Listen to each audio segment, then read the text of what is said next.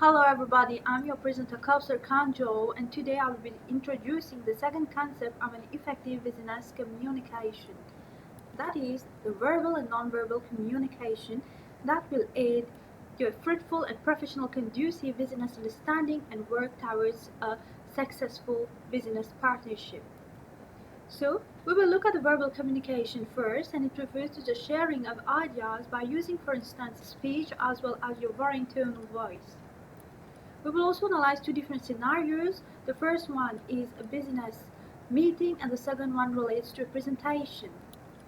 Take a business setting example. You must first of all know who your audience or group of listeners are before working out on a complete and relevant topics which should be short, precise, and concrete. Then you must always ensure that you are using the appropriate language that will enable you to connect with your audience. That it could be your shareholders, stakeholders, and as a whole to your group of active listeners. Last but not the least, the details, messages, and information must be well articulated and clear, which will earn an appreciation to your audience. Now we will look at the second scenarios which relates to a presentation. Well, you need to know who your audience is and look after your dress code for this particular meeting. Please note that the way how you should dress formally in a business setting or a presentation will be discussed further on in the next video. Do subscribe to keep on getting more updates and to learn more about communication. So for this presentation, you must ensure that your slides are not overloaded with information, and they must be simple, easy to understand and grasp, and it must be consistent throughout the whole presentation. A small tip that you need to know is that you must never go into details while making your slides. You must keep the details in suspense, and as you will more likely use information while explaining further on each slide. Therefore, time management is a crucial element in a presentation. Whenever you present, you must rehearse at least once before going for the final presentation. Plan your work and work out your plan. Now it's time for the presentation, and the two needful tips that you need to know is that you must allow your eye contact to reach almost everyone present in the room. And if the room is large enough, it doesn't necessarily that you meet each eyes that are looking at you, and you can allow your eyes to wander till the end of the room, as well as you can look at the forehead of the individuals present in the room, creating an impact that you're making eye contact. So this will make your eye contact skill successful. Secondly, your tone of voice varies, and you should, at a point of time, put emphasis on certain words that will highlight the messages that you want to convey to your audience. In addition, you should make occasional hand gestures that will prompt your audience toward your comfortable presentation posture and will captivate their attention. You must also know your slides on the tip of your fingers, and there should not be any repetitions of words, as this shows a lack of in terms of ideas. Lastly, you must not smile too often, as this depicts a lack of professionalism. Now we will look at what verbal communication is exactly. It consists of hidden messages, and it makes up of 97% in terms of body language, facial expressions, and gestures.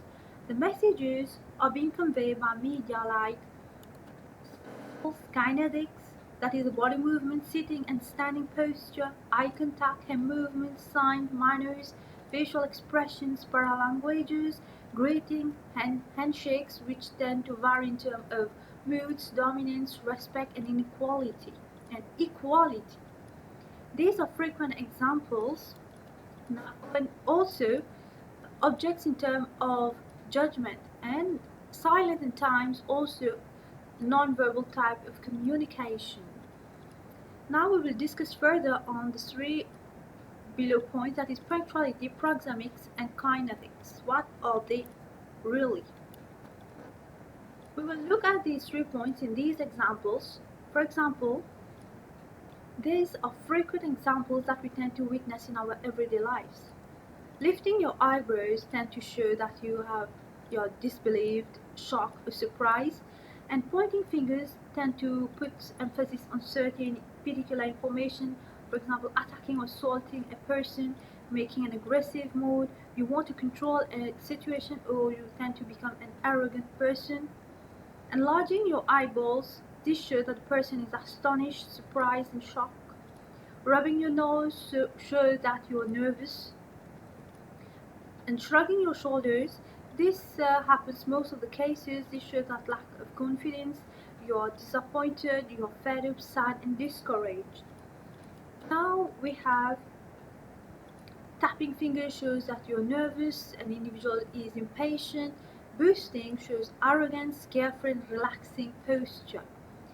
Now, nonverbal communication also relates to artifacts, that is jewelry and dress code that talk through your dress, surrounding the room, the living room, the place that you're making the presentation, the environment, the color combination, the color of the walls. And we have also a space which is divided in 3 categories, that is intimate, social, and public. For instance, we have different cultures throughout the world. There are cultures who hug, who nod their head, kissing on cheeks 2, 4, 3 times, and we have also waving of the hands. Some people kiss on forehead, some people bow in terms of respect, touch the feet of their elders, and some people pay respects by the hand to forehead gestures. All these show the respect, and culture tend to vary from people to people. So silence is also a nonverbal communication, and sometimes it is an effective one in a situation to avoid conflict. Time is also a nonverbal communication, as punctuality gives an overview on your personality outlook. Now we have kinetics. Kinetics include facial expressions, lifting your eyebrows, gestures, body movement, postures, and eye contact.